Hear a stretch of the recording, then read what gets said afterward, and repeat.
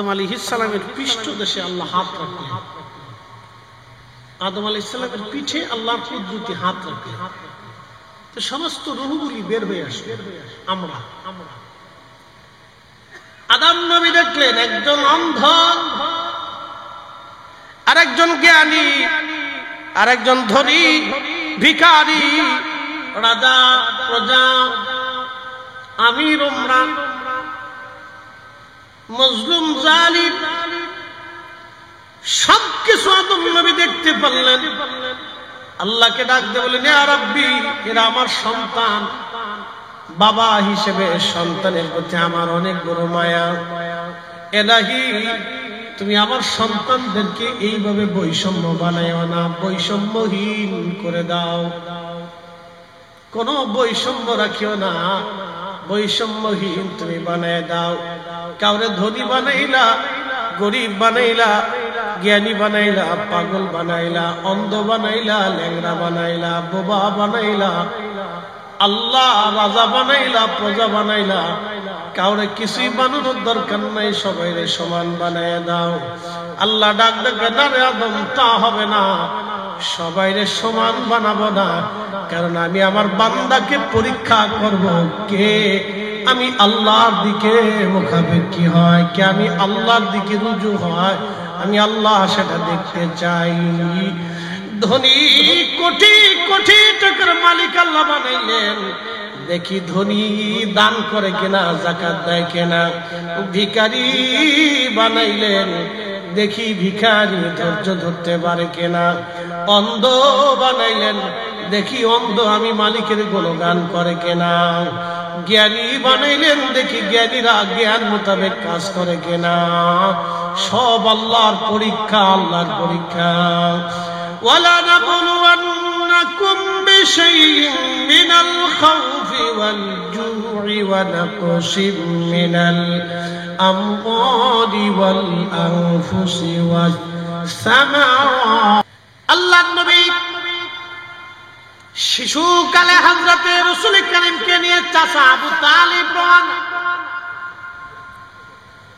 এখনো জর্দানে সেই সাহাবী গাছ এখনো বেঁচে আছে, তার 40 মাইল পর্যন্ত কোনো মানুষ নাই, তরু নাই, লতা নাই, পাতা নাই, গাছ নাই, পানি নাই, কিছুই নাই। 40-50 কিলোমিটার ব্যাপী শুধু মরুভূমি। দুধুর এই মরুভূমির ভিতরে একটা মাত্র গাছ বেঁচে আছে। 1450 বছর ধরে এই গাছটা এখনো বাঁচা। তারও আগে কত শত বছর গাছের আয়াত জানা নাই। ওই গাছের পাশেই ছিল একটা গির্জা। এই গির্জার ভিতরে বছরের পর বছর ধরে খ্রিস্টান পাদ্রী বুহাইরা এখানে বসবাস করতেন। ওই রাস্তা দিয়ে নবীজিকে কাঁধে করে আবু তালিব নিয়ে যাচ্ছেন। গির্জা আর গাছ দেখার পরে আবু তালিব বললেন, সাথীরা, ব্যবসার জন্য রওনা করেছি।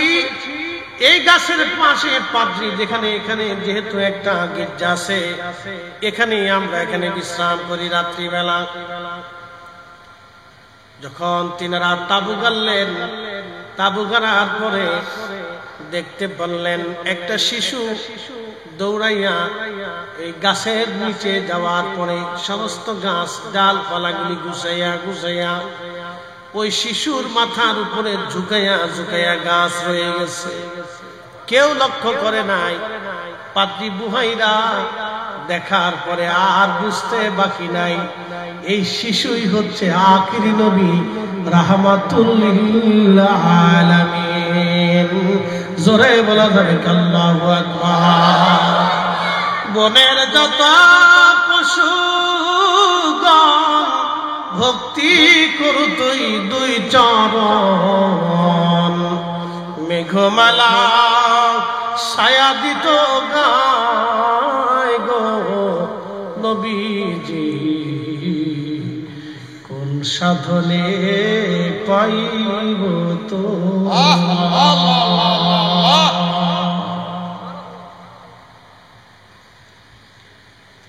গভীর থেকে বুঝে যাবে না এই ঘটনা, গভীর থেকে বুঝে যাবে না, গভীর থেকে গাছ সৃষ্টি জড় বস্তু আল্লাহর নবী কাছে যাওয়ার সঙ্গে সঙ্গে গাছে চিনে ফেললো।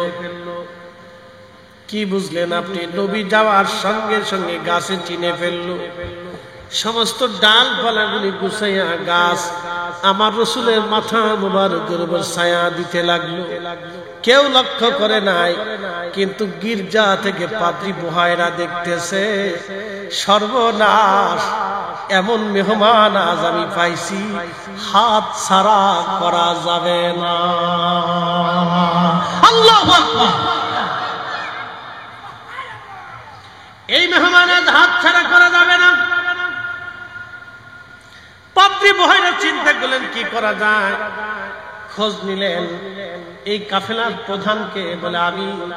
বলে আপনার নাম কি? বলে আবু তালিব। আপনার সাথে ওই যে ছোট্ট বাচ্চা, ওই সুন্দর চেহারা কে? বলে আমার ছেলে, আমার বেটা, আমার সন্তান। আবু তালিব ডাক দেখে আমার সন্তান।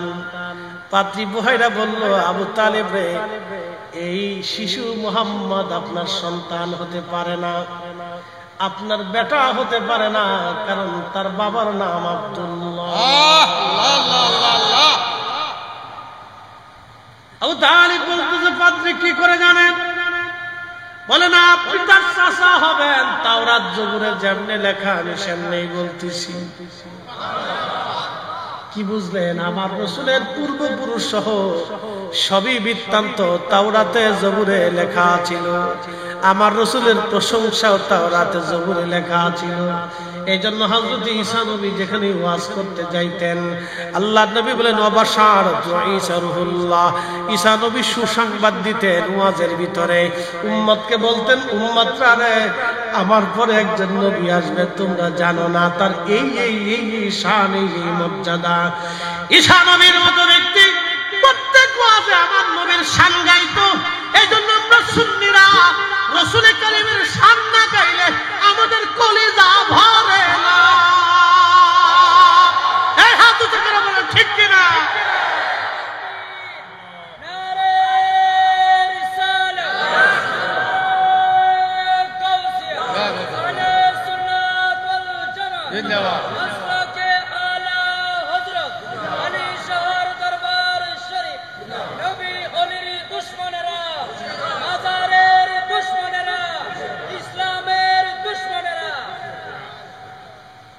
صلاة يا رسول الله، سلام يا حبيب الله، صلاة يا رسول الله، سلام يا حبيب الله। পাদ্রী বুহাইরা বললেন, ও আবু তালিব, আপনার এই কাফেলার ভিতরে যারা আছে সবাইকে কালকে দাওয়াত। আমি চাই একটা বেলা মেহমানদারি করব। আবু তালিব চিন্তা করলেন, ব্যাপার কি? এত বছর ব্যবসা করলাম, কতবার এই কাফেলা এখানে থামাইলাম, কোনদিন পাদ্রী দাওয়াত দেয় না। আজকে পাদ্রী আমার গির্জায় নিয়ে দাওয়াত দিতে চায়। আবু তালিব বললেন, পাদ্রী রে, তোমার দাওয়াতে আমি রাজি হয়ে গেলাম। মুসলমানদের একটা সুন্নত মনে রাখবেন, কেউ দাওয়াত দিলে কবুল করা লাগে। কিন্তু আমাদের দেশে দাওয়াত দিলে খালি পেশাবেশি করে। বিয়ের দাওয়াত, মুসলমানের দাওয়াত, এই দাওয়াতগুলির মধ্যে বেশি রাজনীতি চলে। কি কথা কন না? বিরাট রাজনীতি। অমুকরে দেন, তমুকরে দেন, অমুকরে দেন, তমুকরে দেন। আমি বিয়ে করতে যাবো সনদ নিয়া, অমুকরে দেন, অমুকরে দিলে অমুকে যাবে না, তমুক দিলে তমুক থাকবে না। আমি কই, তোর দাওয়াতের গোষ্ঠী কি লাই, বিয়ে করবো আমি? তো কে গেল না কে গেল, ও ছাতা দেখার টাইম নাই। দাওয়াত দিলাম, আইলে চলো, না আইলে বইয়া দাও। কি কথা কর দেখা? আমাকে দাওয়াতের গোষ্ঠী গুলো বিয়ে করবো আমি? টাকা লইয়া আমি চলন নিয়ে গাড়ি ভাড়া করে লোক নিয়ে যাবো আমার শ্বশুর বাড়ি। যার মন চলে আসুন, আসুন, ও ছাতা দেখার সময় আমার নাই। একবারে কথা ক্লিয়ার করে দিচ্ছি, সব টান্ডা। এত রাজনীতি আমার এখানে চলবে। দাওয়াত দিছি মসজিদে, আসেন চলে যান। আমার দায়িত্ব ছিল দাওয়াত দেন, আপনি আসবেন কি আসবেন না সেটা আপনার ইচ্ছা।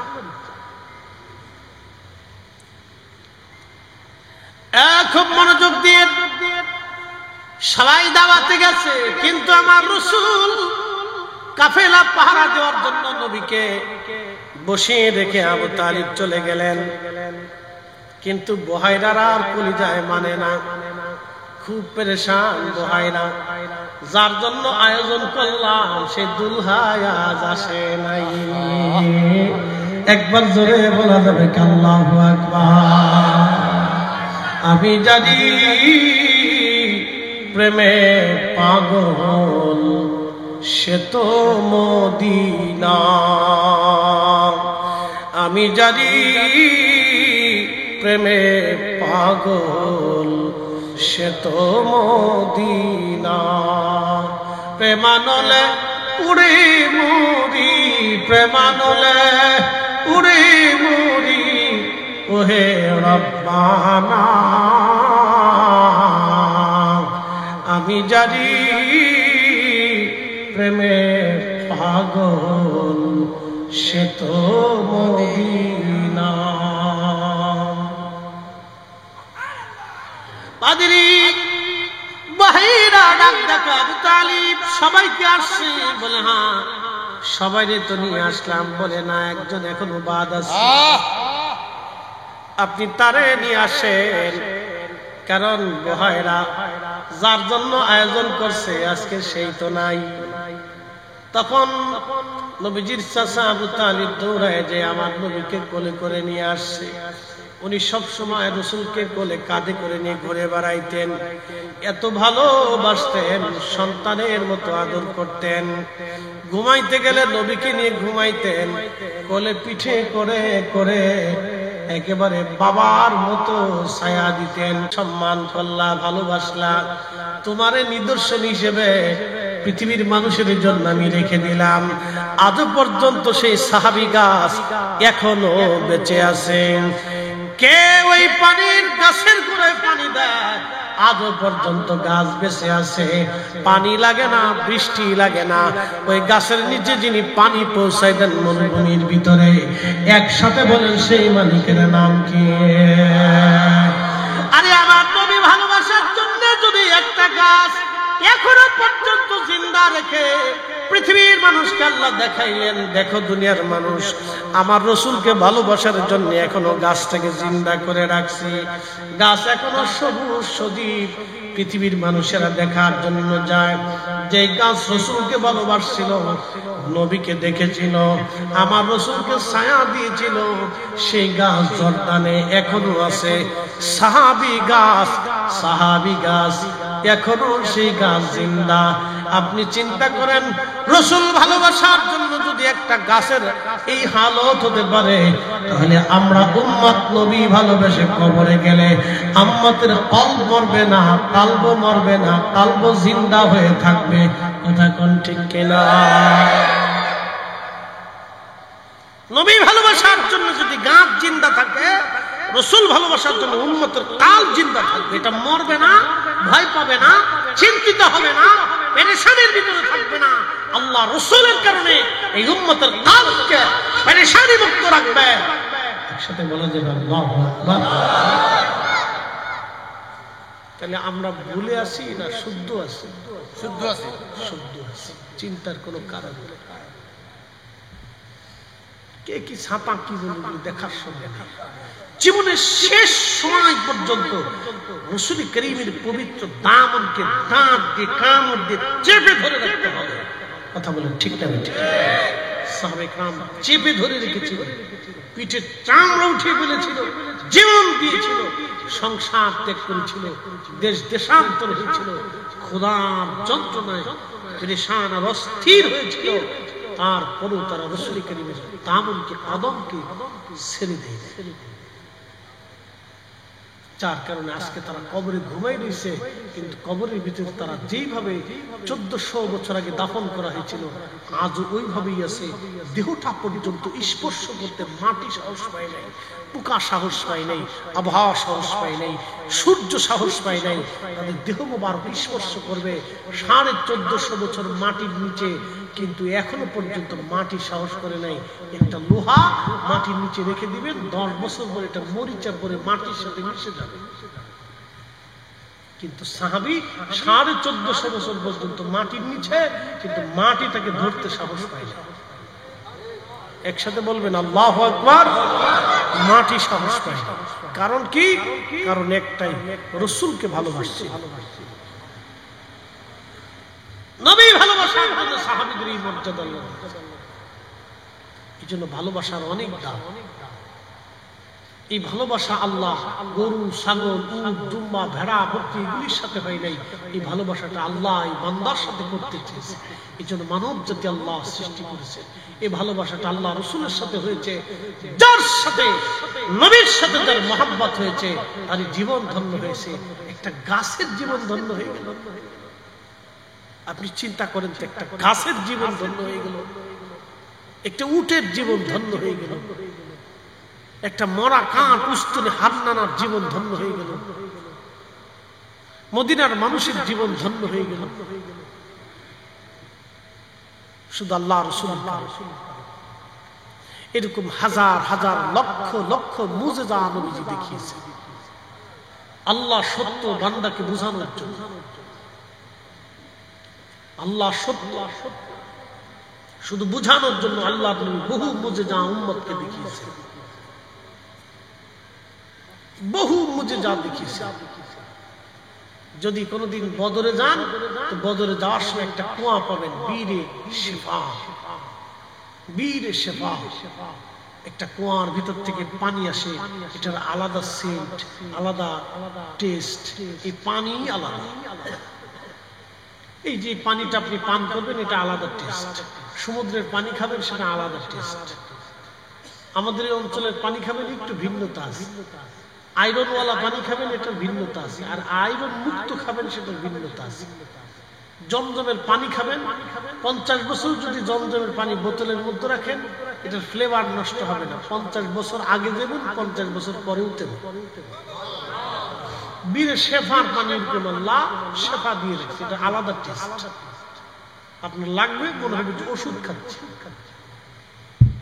কারণ কি জানেন? ওই পানি কুয়া শুকিয়ে গেছে।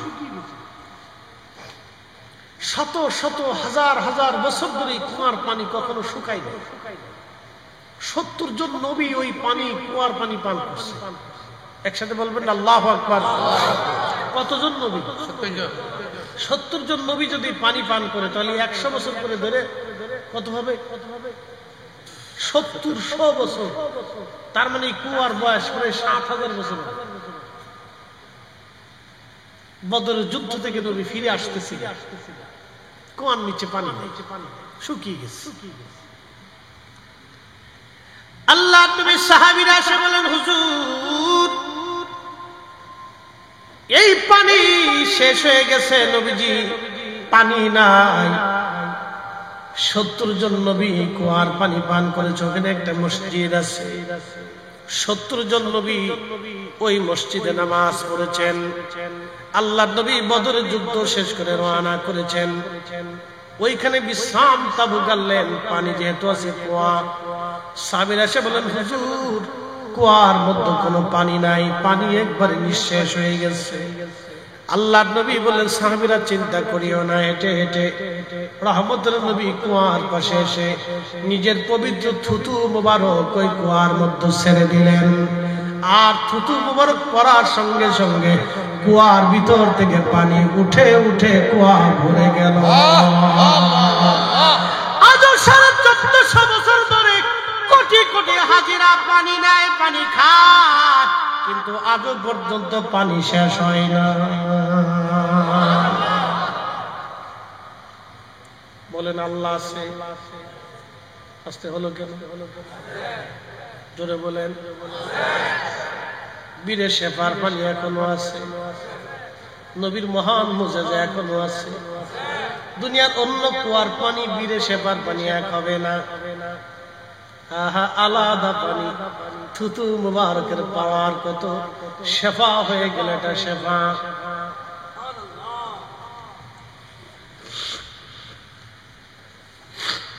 এই পানি পৃথিবীর অন্য পানি থেকে ব্যতিক্রম হয়ে গেল আমার রাসূলের থুতু মুবারকের কারণে। যদি থুতুর এই বরকত হয় তাহলে আমার রাসূলের বরকত কেমন হতে পারে? নবীর থুতু মুবারকের মর্যাদা যদি এমন হয় তাহলে রাসূল কেমন হতে পারে? যারা একটা বারের জন্য ভাববে রাসূল আমাদের মতো আর আমরা নবীর মতো, ও নাফরমান হয়ে কবরে চলে যাবে। কথা বলেন ঠিক কিনা? বুঝাবেন কারে বলেন তো? দেশে কত আল্লাহ আল্লাহ আজারে বাজারে সৃষ্টি হয়েছে, হ্যাঁ কি করে বুঝাবে? যত আজারে বাজারে এই আব্দুল ওহাব নজদি এই বদমাশটা সর্বপ্রথম এই সমস্ত বদ আকীদা মুসলমানদের ভিতরে ঢুকাইছে। কোটি কোটি মুসলমানের ঈমান একবারে ধূলিসাৎ করে মরুভূমির সাথে মিশিয়ে দিয়েছে।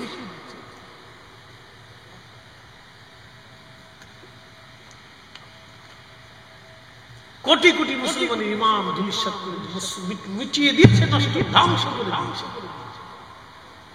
হাজার হাজার সাহাবী, 313 জন সাহাবী, 14 জন শহীদ হয়েছিলেন, বাকি 299 জন সাহাবী ওইখানে উপস্থিত ছিলেন। এই দৃশ্য 299 জন সাহাবীরা যাদের সম্পর্কে আল্লাহ বলছেন আমি তাদেরকে জান্নাত দিয়েছি, বদরে যারা উপস্থিত হয়েছে তাদেরকে জান্নাত দিয়ে দিয়েছি, ক্ষমা করে দিয়েছি, তাদের আগে পরে সব গুনাহ মাফ।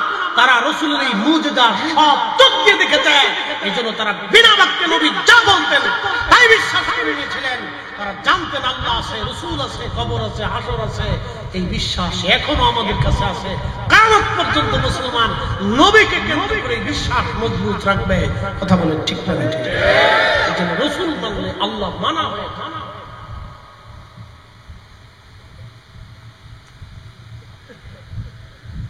এরকম হাজার হাজার ঘটনা আপনাকে বলতে পারো, হাজার হাজার ঘটনা।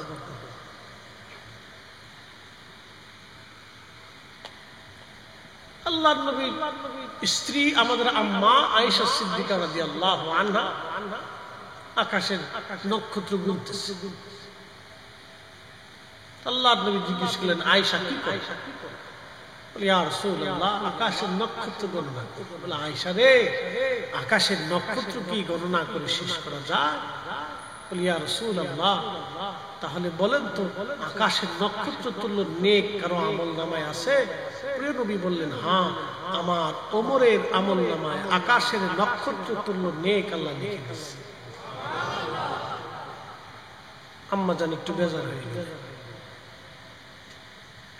মানবীয় গুণাবলীতে ত্রুটি ধরা যাবে না, সাহাবায়ে কেরামের ত্রুটি ধরা যাবে না, আম্মাজানদের ভুল ধরা যাবে না। মানবীয় গুণাবলীতে একটু মন খারাপ করবে। রাসূল বলছেন, আল্লাহ আল্লাহ ফি আসহাবি, আল্লাহ আল্লাহ ফি আসহাবি। ও আমার উম্মত, সাহাবীদের ব্যাপারে আল্লাহকে ভয় করো, আল্লাহকে ভয় করো, আল্লাহকে ভয় করো। লা তাত্তাখিদুহুম গরাদাম মিন বাদি। আমার তিরোধানের পরে আমার কোন সাহাবীর সমালোচনা করবা না, ত্রুটি বিচ্যুতি বের করে খাতা ভুল ত্রুটি ধরবা না, তাদের সমালোচনা করবা না, মন্দ বলবা না, গালি দিবা না।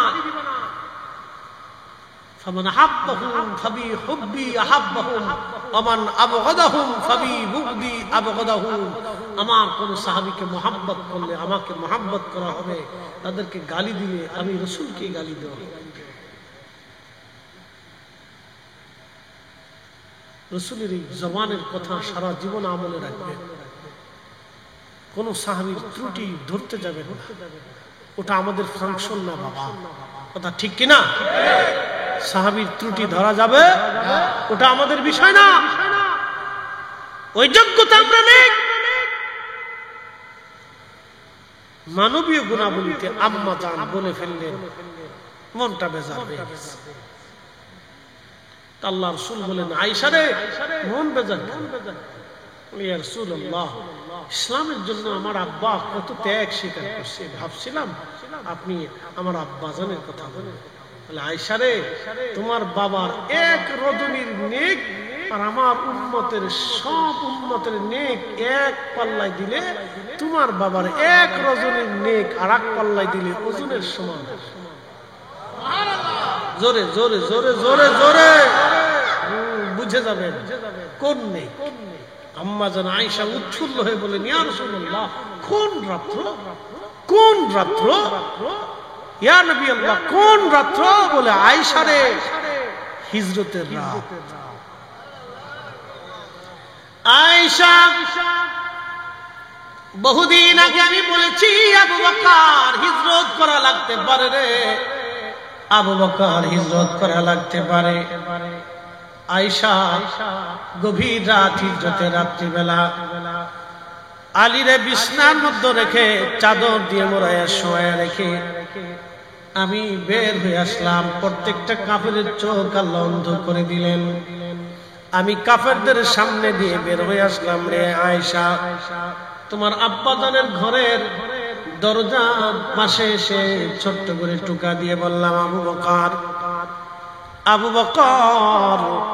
সঙ্গে সঙ্গে তোমার আব্বা দরজা খুলে দিয়েছে। জিজ্ঞেস করলাম, আবু বকর, তুমি কি ঘুমাও নাই? বলে, ইয়া রাসূলুল্লাহ, বহুদিন আগে আপনি বলেছিলেন হিজরত করা লাগতে পারে। নবী গো, ওই দিন রাত্রিবেলা থেকে আমি আবু বকর ঘরের দরজায় ঠেস মেরে হেলান দিয়ে দাঁড়ায় থাকি, কখন আপনি আসবেন। আমি একটা মুহূর্তের জন্য বিছনায় পিঠ লাগাই নাই। কল্পনা করবেন, নিজের স্ত্রী থাকার পরও স্ত্রীর সঙ্গে একটা সেকেন্ডের জন্য বিছনায় যান নাই। মাসের পর মাস আবু বকর আমার রাসূলের অপেক্ষায় তিনি বসে আছেন। এটার নাম ভালোবাসা। ভালোবাসা কি কথা কন না কেন, ঠিক কিনা? ইমামুল আজম আবু হানিফা 7 দিন পর্যন্ত মদিনাতে থাকলেন, 7 দিন পরে বিদায় হয়ে আসবেন। ইমাম মালিক তখন মদিনার ইমাম। কত বড় বড় ইমাম দেখেন, তারা লক্ষ লক্ষ হাদিসের হাফেজ ছিলেন। আহারে, কত বড় আশিক ইমাম মালিক। 80 বছর মদিনায় জুতা স্যান্ডেল পরেন না, এত বড় ইমাম। মালিক ডাকতে বলতেছে, ইমামুল আজম ডাকতে বলেন, ইমাম মালিক বিদায় দেন, আপনার মদিনা থেকে আমি চলে যাচ্ছি। বলল, হুজুর, কত মানুষ মদিনা এসে থাকতে চায়, আপনি ইমাম আজম মদিনা থেকে চলে যেতে চান, কারণ কি? বলে, ভাইরে, আমি তো একজন মানুষ, বেঁচে থাকাটা আমার জন্য কষ্টকর হচ্ছে। বলে, হুজুর, মদিনাতে আপনার কিসের কষ্ট বলেন? বলে, আজকে 7 দিন হলো আমি পায়খানা পেশাব করি না। একসাথে বলেন আল্লাহু আকবার। বলে, হুজুর, 7 দিন হলো পায়খানা পেশাব আপনি কেন করেন না? বলে, ইমাম মালিক রে, তোমার যে রোগে ধরছে আমার একই রোগে ধরছে। ইমাম মালিক, তুমি তো জানো যে মাটির মধ্যে রাসূল ঘুমায়, ওই মাটির মধ্যে আমি কি করে পায়খানা পেশাব করি? আপনি আদব দেখছেন, শানের সালাতে তাজিম দেখছেন, আর আমার দেশের ভাই সাহেব তার দলিল খুঁজে। আর খালি আমরা খালি বেদাতি বেদাতি বলে শিক্ষের প্রার্থী ভর্তি গলা শুকিয়ে ফেলছে। কি কথা কর না কেন? শিক্ষের প্রার্থী ভর্তি গলা শুকিয়ে ফেলছে, খালি চা খাওয়া লাগে গলা ভিজিত। বেদাতি বেদাতি বেদাতি বলতে বলতে বলতে বলে শিক্ষার প্রার্থী ভর্তি গলা শুকিয়ে ফেলছে। ইমাম আজম আবু হানিফা রাহমাতুল্লাহ আলাইহি ডাকতে বলেন, ইমাম মালিক, মদিনাতে থাকার আর সুযোগ আমার নাই। 7 দিন হলো মদিনার মাটির ভিতরে আমি পায়খানা পেশাব সারি। বলে, হুজুর, তাহলে আপনি খান কি, কি খেয়ে বেঁচে আছেন? বলে, 7 দিনে মাত্র 7টা খেজুর দানা খেয়ে বেঁচে আছি। 7 দিনে মাত্র 7টা খেজুর দানা খেয়ে খেয়ে বেঁচে আছি। বলে, আর কি খান? তৃষ্ণা কেমনে নিবারণ করেন? বলে, পানিগুড়ি হাতের মধ্যে নিয়ে আর্দ্রতা নিয়ে চেটে চেটে কোন রকম জিহ্বাটাকে ভিজায় রেখে কলিজা ঠান্ডা করে রাখছি, পেশাব যাতে না আসে। আজকে 7 দিন আমি পায়খানা পেশাব করি না, বেশি দিন থাকলে আমার বাঁচা সম্ভব হবে না। বিদায় দাও রে ইমাম মালিক, মদিনা থেকে বিদায় হয়ে যাচ্ছি। আহা আমি আর থাকতে পারলাম না, কষ্ট হচ্ছে। শানে রাসালাতি হাবিবে কিবরিয়ার প্রতি আদব দেখাইতে দিয়া একজন আশিক রাসূল, এত বড় ইমাম, এত বড় আলেম, আহা 40টা বছর একটানা ফজরের নামাজ পড়েছেন। এশার যদি 100 বারের মতো আল্লাহর সঙ্গে স্বপ্নে তার দিদার হয়ে গেল, তিনি আল্লাহর নবীর সঙ্গে এত বড় আদব দেখাইতে পারল। এই জন্য আমরা সুন্নিরা ইয়া নবী সালামু আলাইকা বলার পরে আমরা আর বসে থাকতে পারি না, আমরা সবাই দাঁড়ায় যাই। কোটি কোটি মানুষ যদি বেদাতি বলে বলুক, আমরা সুন্নিরা বসে থাকতে পারবো না। কথা বলেন ঠিক কিনা? তো রাসূল দেখেছেন কবরে 2টা প্রশ্ন করা হবে, 3টি প্রশ্ন। মুনকার নাকির আসবে, বলেন আপনারা কি দেখছেন? যিনি দেখেছেন তিনি আমার নবী। রাসূলের কথা বিনা বাক্যে আমরা মেনে নিয়েছি। আচ্ছা বলেন, কোরআন শরীফ যা আল্লাহ পাঠাইলেন সাহাবীরা কি দেখছে? না না, কোরআন শরীফ যা আল্লাহ তার নবীর কলবের মধ্যে নিক্ষেপ করেছে, নাজিল করেছে, এটা সাহাবীরা বাহিরের হালত দেখেছে, কিন্তু কোরআন আসতেছে ভিতরের হালত কোন সাহাবী দেখে নাই। রাসূল বলেছেন, সাহাবীরা বিনা বাক্যে বিশ্বাস করে নিয়েছেন। আমরা 200 কোটি মুসলমান বিনা বাক্যে বিশ্বাস করে নিয়েছি, কারণ রাসূলের উপরে বিশ্বাস করার কারণে আমরা আল্লাহ চিনতে পেরেছি। ঠিক কিনা বলে? এই জন্য কাজী নজরুল লিখেছেন, তৌহিদেরই মুর্শিদ আমার মুহাম্মাদের নাম, মুর্শিদ মুহাম্মাদের নাম, ওই নাম জপলে বুঝতে পারি খোদারি কালাম, মুর্শিদ মুহাম্মাদের নাম।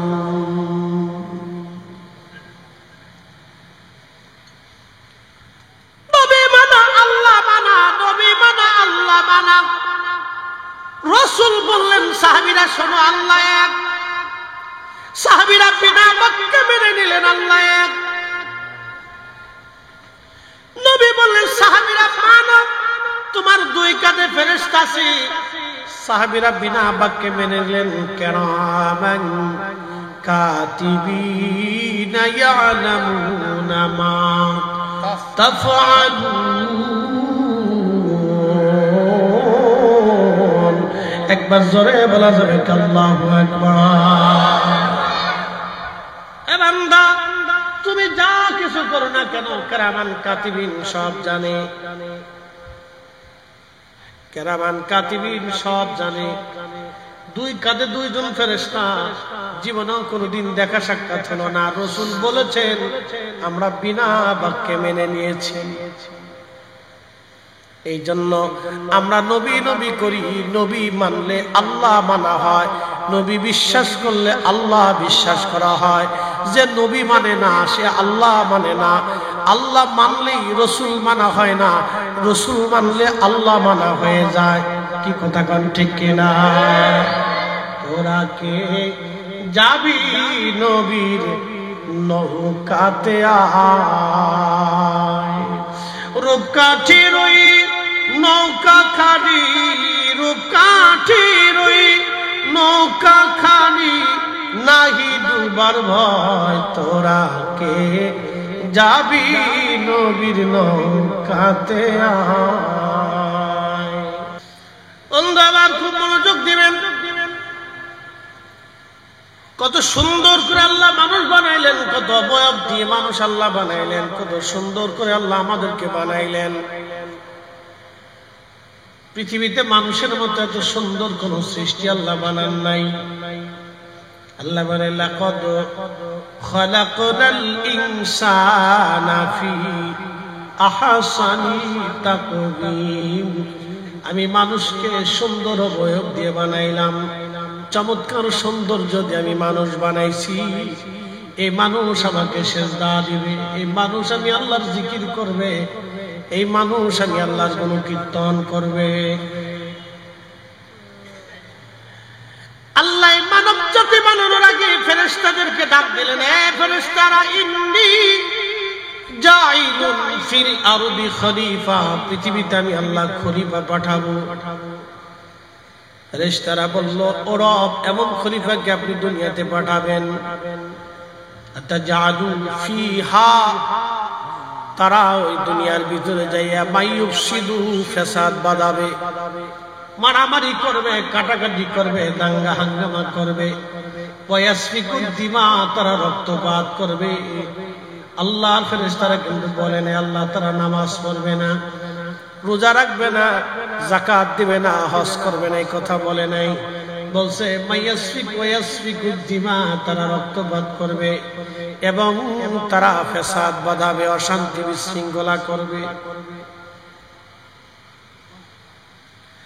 পৃথিবীর ভিতরে তারা অশান্তি বাঁধাবে, বিশৃঙ্খলা করবে, মারামারি দাঙ্গা হাঙ্গামা বাঁধাবে।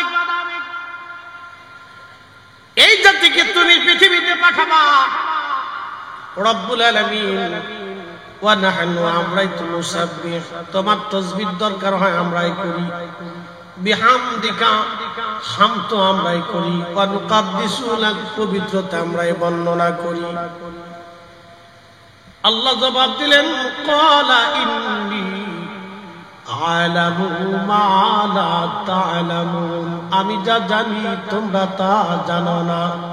কারণ আমার রব জানে এই মানব জাতির ভিতরে আল্লাহ তার পেয়ারা হাবিবে দুনিয়াতে পাঠাবে। কথা কন না কেন, ঠিক কিনা? এই মানব জাতির ভিতরে আল্লাহ তার রাসূল পাঠাবে, এটা ফেরেশতারা জানতো না। এই মানব জাতির ভিতরে রাসূল আসবে, ফেরেশতারা জানতো না। এই মানুষের সাথে আল্লাহর প্রেম হবে, ফেরেশতারা জানতো না। এই মানুষের সাথে আল্লাহর প্রেম হবে, ফেরেশতারা জানতো না। এই মানব জাতির ভিতরে আল্লাহ আখিরি নবী পাঠাবে, ফেরেশতারা জানতো না। সেই জন্য আমার আল্লাহ এই মানব জাতির ভিতরে রহমতের নবী আল্লাহ পাঠাইলেন। আমার দেশে একদল ভাইরা ব্যাখ্যা করে, নবী মাটির মানুষ বিধায় নবীর দাম বাড়ছে। নাউজুবিল্লাহ, মাটির মানুষের জন্য নবীর দাম বাড়ে নাই, নবীকে মাটির মানুষের ভিতরে পাঠানোর জন্য এই মানব জাতির দাম বাড়ছে। কথা কোন ঠিক কিনা? নবীর কারণে আমাদের দাম বাড়ছে, মাটির মানুষের কারণে রাসূলের দাম বাড়ে নাই, নবীর কারণে আমাদের মর্যাদা বাড়ছে। সূত্রে ভুল করছে, ওরা বুঝে নাই।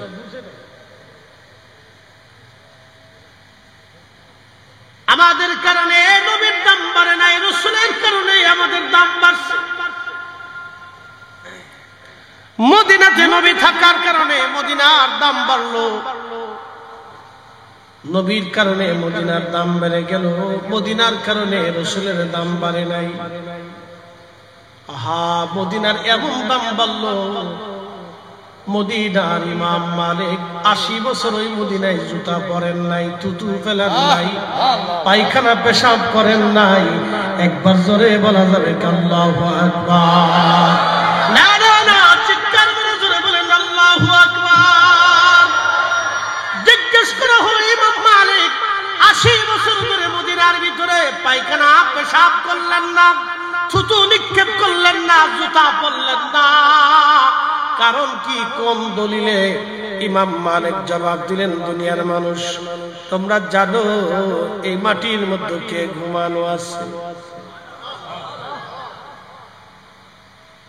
এই মাটির মধ্যে কে ঘুমানো জানুনি? এই মাটির মধ্যে যিনি ঘুমানো তিনি আল্লাহর প্যারা মেহবুব, তিনি আল্লাহর হাবিব। আমি ইমাম মালিকের কলিজার মধ্যে কি করে সাহস হয় এই মদিনার মধ্যে জুতা স্যান্ডেল পাই দিব? আমার জীবন চলে যাবে, কিন্তু কখনোই মদিনার মাটির সাথে বিয়াদবি করতে পারবো না। চিৎকার মেরে বলেন না ইয়া রাসূলুল্লাহ। আল্লাহ বানাইলেন কত জাতি,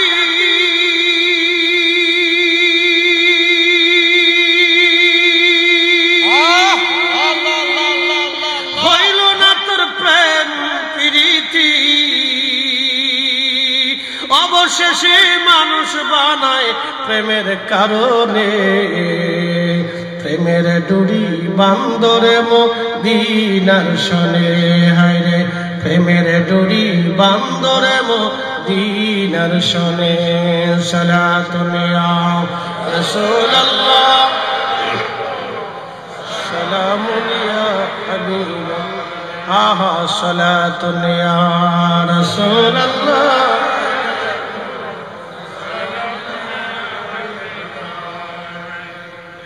এই মানুষের সাথে আল্লাহর প্রেম হয়েছে, খোদার প্রেম হয়েছে, আমার রাসূলের সাথে উম্মতের প্রেম হয়ে গেল। যে উম্মত নবীর সাথে প্রেম করলো ওই উম্মত কপালওয়ালা উম্মত, বুলন্দ নসিবওয়ালা উম্মত। ওই উম্মত দুনিয়াও জয় করলো, আখিরাতেও জয় করলো। আল্লামা ডক্টর ইকবাল এই জন্য লিখেছেন, মগজ করা রুহে ঈমান জানে দিন, হাসতে হবে রহমাতুল লিল আলামিন।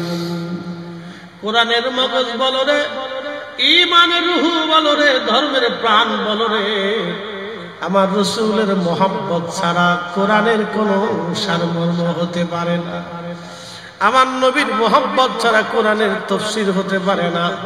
যারা কোরআনের তাফসীরের কথা বলে রাসূলের ইজ্জতের চাদর ধরে টানাটানি করে, আমার নবীর শান ছোট ছোট করে দেখে, তারা অন্তত মুফাসসির কোরআন হতে পারে না। সব শয়তানের দালাল। হাত উঁচা করে বলেন ঠিক কি না? ও কিসের মুফাসসির? আজারে বাজারে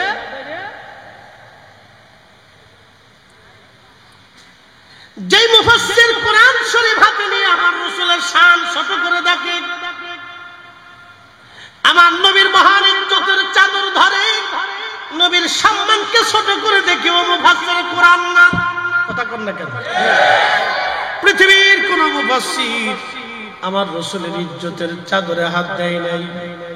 পৃথিবীর কোন মুহাদ্দিস আমার নবীর ইজ্জতের চাদরে হাত দেন নাই। পৃথিবীর কোন মুফতি আমার রাসূলের ইজ্জতের চাদরে হাত দেন নাই। তারা জানতেন রাসূল কারীমের শান ছোট করে বলে দিয়ে আখিরাত আমরা বরবাদ করতে পারবো না। কারণ তারা বড় বড় বিজ্ঞ বিজ্ঞ উলামা ফুদালা ছিলেন। আনোয়ার আর মুসলমান খুবই মনোযোগের সাথে কথাগুলি শুনে যাবেন। কিয়ামতের মাঠ কায়েম হবে আমরা কি কোনোদিন দেখছি? কিন্তু কে বলেছেন? রাসূল বলেছেন। সাহাবীরা বিনা বাক্যে মেনে নিয়েছেন। বিশ্বাস এসে গেল আমাদের। দেখেন আল্লাহ নবী হাতে কলমে শিখাইলেন, সাহাবীরা রে আখিরাত হবে, কবরে আযাব হবে, কবর আছে, সওয়াল জবাব হবে, জান্নাত আর জাহান্নাম আছে, মৃত্যু হবে, আজরাইল আসবে। আমার কাছে কোরআন নাজিল হয়। সাহাবীদেরকে নবীজি বললেন, সাহাবীরা বিশ্বাস করে নিলেন। আহা, কেন বিশ্বাস করলেন? এর পিছনেও কারণ আছে। কারণ জীবনে কোনোদিন আল্লাহর নবী ভুলেও একটা মিথ্যা কোনোদিন বলেন নাই। একবারে জোরে বলা যাবে আল্লাহু আকবার। রাসূল মিথ্যা বলেন নাই, মানুষ ঠকান নাই, আমানতের খেয়ানত করেন নাই, ফায়সা কথা বলেন নাই, জবান দিয়ে কখনো কোনো সময় খারাপ কথা বলেন নাই, খারাপ চিন্তা কখনো অন্তরে উদয় হয় নাই। আল্লাহর নবী কোনোদিন চুল পরিমাণ ডান বাম হরেন নাই, একটু খাতাম ভুল নবীর জীবনে হয় নাই। এই জন্য সাহাবীরা বিনা বাক্যে বিনা দলিলে রাসূল মানতেন। নবী মানলে আল্লাহ মানা হয়, নবী তাজিম করলে আল্লাহ তাজিম করা হয়, নবীর জন্য জীবন দিলে আল্লাহর জন্য জীবন দেওয়া হয়, নবীর দল হলে আল্লাহর দল হয়ে যায়। এই জন্য কবরে নামানোর সময় বলা হয় বিসমিল্লাহি ওয়া আলা মিল্লাতি রাসূলিল্লাহ। তোমার নবীর দলে কবরে নামানো হলো, নবীর দলে কবরে নামানো হলো, নবীর দলে কবরে নামানো হলো। একবার জোরে বলা যাবে কি মারহাবা?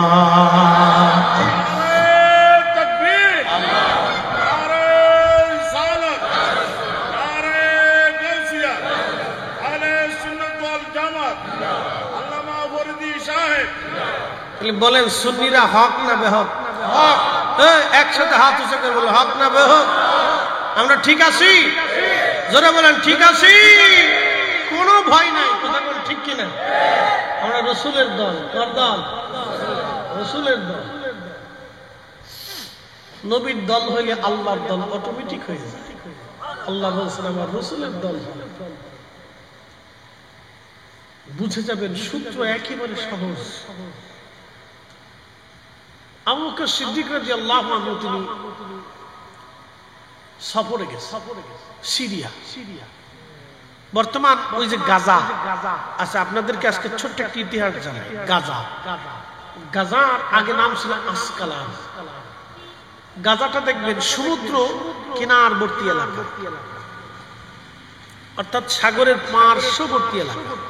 যেমন আপনাদের কক্সবাজার, এরপরে এই আনোয়ারা, এরপরে সমুদ্র পার্শ্ববর্তী এলাকা, এই টোটাল ধরেন এই বাঁশখালী দিয়ে, মহেশখালী দিয়ে, পেকুয়া দিয়ে, এই পোড়া একটা সমুদ্রবর্তী এই সাইট একটা বড় এলাকা, এই ধরনের একটা গাজাটা এরকম একটা এলাকা। এই সমুদ্র ভিত্তিক তখন ব্যবসা বাণিজ্য ছিল। তখন এই ফিলিস্তিন, সিরিয়া, লেবানন, এরপরে আপনার জর্দান, এই বিরাট অংশটাকে আগে বলা হতো শাম। এই শামের মূল ব্যবসায়িক সেন্টার ছিল বর্তমানের গাজা। এখানে হযরত সুলাইমান আলাইহিস সালামের রাজ দরবার ছিল, বিরাট বড় প্রাসাদ ছিল।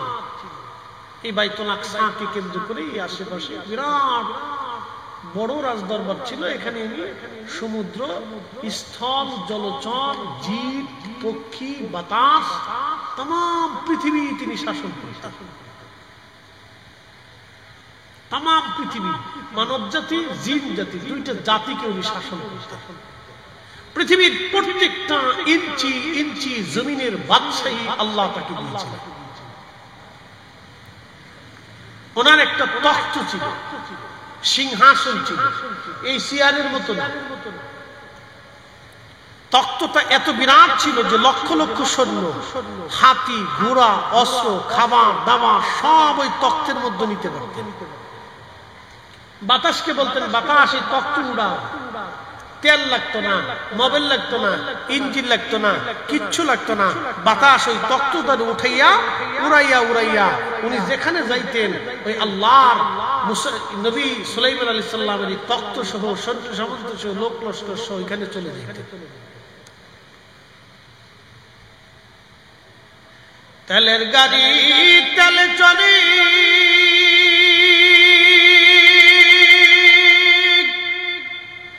হাওয়ার গাড়ি হাওয়ায় উড়ে, বিনা তেলে চালায় গাড়ি নবী সুলাইমান।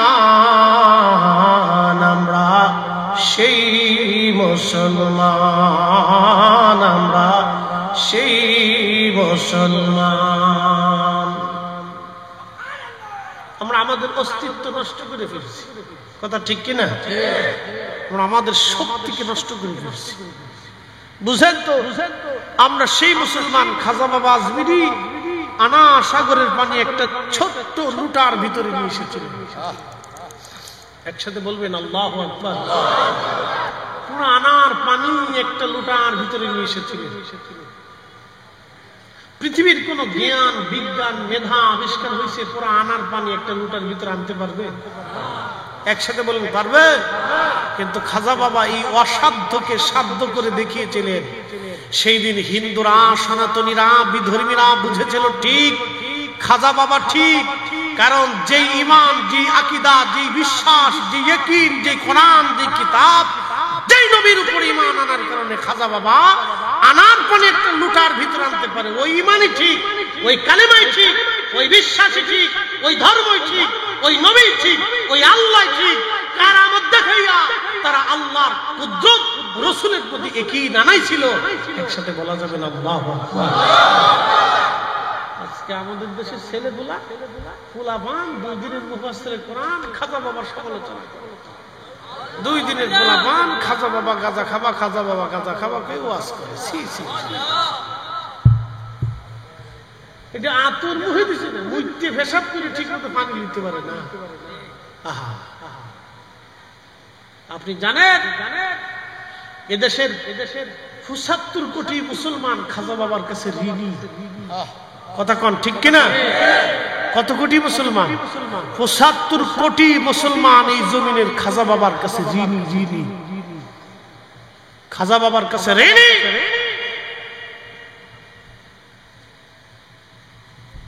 উনি না হলে মুসলমানের অস্তিত্বই তো খুঁজে পেতেন না। খাজা বাবার কাছে ঋণী কোটি কোটি মুসলমান। ওনাদের কথা প্রশংসা গেলে অনেকের শরীরে চুলকা, শরীর খারাপ করে। সব বেদাতি। এই বেটা, আউলিয়া কেরামের জমিনে আউলিয়া কেরামের কথাই চলবে। কথা বলেন ঠিক কিনা? প্রত্যেকটা ওলির কাছে আমরা ঋণী, প্রত্যেক ওলির কাছে আমরা ঋণী। কথা ঠিক কিনা? আমরা সবাই ঋণী। ওনার ঋণ আমরা কোনোদিন শোধ করতে পারবো না, কখনই সম্ভব। খুবই মনোযোগ দিবেন। হযরত আবু বকর তিনি চলে গেলেন বর্তমান সিরিয়ার গাজার আসকালানে ব্যবসা করার জন্য। নাম ছিল শাম। তখনও কালেমা পড়েন নাই, ঘুমিয়েছেন। স্বপ্নের মধ্যে দেখেন আকাশের চাঁদ, সূর্য হযরত আবু বকরের কোলের মধ্যে আসছে। তিনি চাদর দিয়ে সূর্য এবং চাঁদকে নিজের কোলের মধ্যে জড়িয়ে ধরে রাখছে। স্বপ্ন জেনাতারা সহিহ বুখারী, সহিহ মুসলিম, বিভিন্ন কিতাবে রুইয়া আছে, স্বপ্নের আলোচনা আসছে। ওলিদের স্বপ্ন নবুয়তের ৪৬ ভাগের ১ ভাগ। ওলিদেরকে আল্লাহ যে স্বপ্ন দেখান, ওলিদেরকে আল্লাহ ইলহাম করে। মারহাবা বলবেন না? স্বপ্ন দুই ধরনের, একটা শয়তানের পক্ষ থেকে, একটা আল্লাহর পক্ষ থেকে। যদি কখনো স্বপ্ন ভালো দেখেন তো বলতে পারে, আর যদি খারাপ স্বপ্ন দেখেন, যে ভালো তদবির করতে পারে না, তাবির করতে পারে না, তার কাছে খারাপ স্বপ্ন কখনো বলবেন না। খারাপ স্বপ্ন যার তার কাছে বলবেন না। যে ভালো তাবির করতে পারবে আপনি তার কাছে বলবেন। কারণ মনে রাখবেন, স্বপ্ন ৩০ বছর পরে হলেও এটা ফলন আসবে। ইউসুফ আলাইহিস সালাম স্বপ্ন দেখেছিলেন ৩০ বছর আগে, স্বপ্নের রেজাল্ট এসেছিল ৩০ বছর পরে। আপনি স্বপ্নকে ছোট করে দেখার সুযোগ নাই। আল্লাহ রাসূল বলেছেন, উম্মত যদি খারাপ স্বপ্ন দেখো তাহলে বাম দিকে ৩ বার থুতু নিক্ষেপ করবে, আউযু বিল্লাহি মিনাশ শাইতানির রাজিম বলে ডান কাঁধে শুয়ে পড়বে। আল্লাহ খারাপ স্বপ্নের খারাপিয়ত থেকে তোমাকে বাঁচাই। জীবনে স্বপ্নের মাসালা শুনেন না, আজকে শুনে দিয়ে গেলাম। স্বপ্নেরও মাসালা আছে। যদি কোনোদিন খারাপ স্বপ্ন দেখেন, বাম দিকে ৩ বার থুতু নিক্ষেপ করবেন, আউযু বিল্লাহি মিনাশ শাইতানির রাজিম বলে ডান কাঁধে আবার শুয়ে পড়বেন। আল্লাহ খারাপ স্বপ্ন থেকে আপনাকে ওই রেজাল্ট থেকে বাঁচিয়ে দেবে। একসাথে বলবেন না সুবহানাল্লাহ? স্বপ্ন, ইউসুফ আলাইহিস সালাম স্বপ্ন, ইউসুফ আলাইহিস সালামের স্বপ্নকে কেন্দ্র করে কোরআন শরীফে সূরা ইউসুফে বিরাট ঘটনা আল্লাহ লেখছে, স্বপ্নকে কেন্দ্র করে। হযরত আবু বকর স্বপ্ন দেখতেছে আকাশের চাঁদ আর সূর্য কোলের মধ্যে এসে গেল। ব্যাপার কি রে? কোলের মধ্যে আজ আকাশের চাঁদ সূর্য এসে গেল। পাশে একজন খ্রিস্টান পাদ্রী ছিল, ডেকে বললেন, পাদ্রী বলো, আমি কালকে রাত্রি বেলায় স্বপ্ন দেখেছি, স্বপ্নের তাবির কি হতে পারে? পাদ্রী জবাব দিল, আপনার নাম কি? আবু বকর। বললেন, হ্যাঁ আমার নাম আবু বকর। আপনার বাড়ি কি মক্কায়? বলে, হ্যাঁ বাড়ি মক্কায়। আবু বকর রে, আপনাদের দেশে কি একজন নবী আসছে, নাম মুহাম্মদ, বাবার নাম আব্দুল্লাহ, মায়ের নাম আমেনা, বংশ কুরাইশ, বনু হাশেম, আব্দুল্লাহর নসল। একবার জোরে বলা যাবে কি মারহাবা? শ্রেষ্ঠ নবী দিলাম রে তরিয়ে নিতে রোজ হাসরে,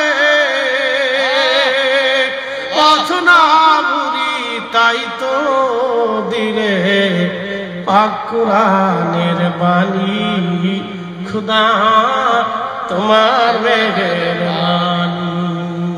কষ্ট হচ্ছে? ঘুমাইছে? স্বপ্ন বাস্তব। আবু বকর সিদ্দিক বলতেছেন, পাদ্রী এত খবর তুমি কেমনে জানো? বলে ওই নবীর সব কথা তাওরাত জবুরে লেখা আছে। একসাথে বলেন আল্লাহু আকবার। আমার রাসূলের প্রশংসা তাওরাতে, জবুরে, ইনজিলে, সহিফায় সহিফায় লাইনে লাইনে লেখা ছিল। আর আমরা ওয়াজ করলে বেদাতি হয়ে যাই। কি কথা কন না কেন? আমরা বেদাতি হই। সাতার বেদাতের ফতোয়ার গোষ্ঠী মিলাই। এই জীবন যতদিন আছে রাসূলের শান গাবো, জীবন যতদিন থাকবে নবীর শান শুনবো।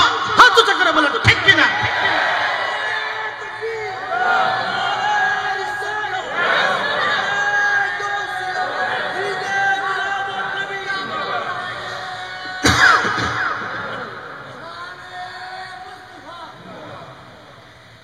মনোযোগ দিয়ে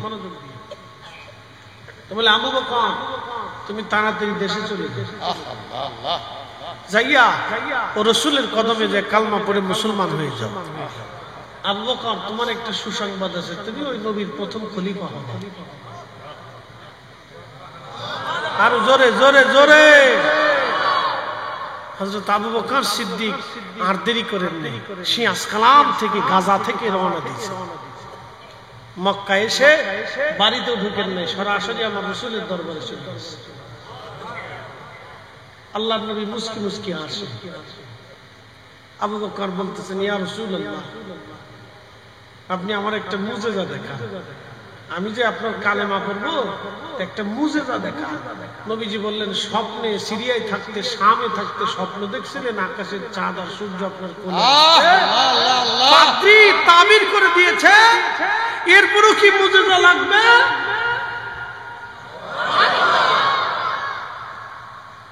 উম্মত কি স্বপ্ন দেখে? রাসূলের দরবারে খবর আছে।